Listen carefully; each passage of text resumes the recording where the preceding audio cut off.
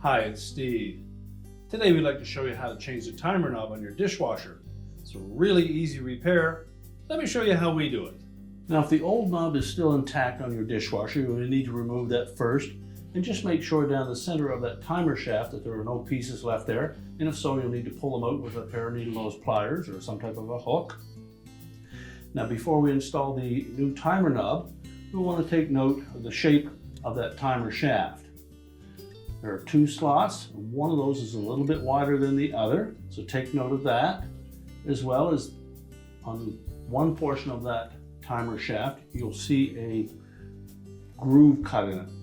Now what those do, they'll match either the wide spline on the knob or the narrow, and you'll see a tiny little spline on the opposite side that will mate up with that groove on the bottom of the shaft. So once we have those lined up, we simply need to insert the forked end through the center of the timer shaft, push it firmly in until it locks in place. Now with the knob fully inserted into the timer, your repair is complete.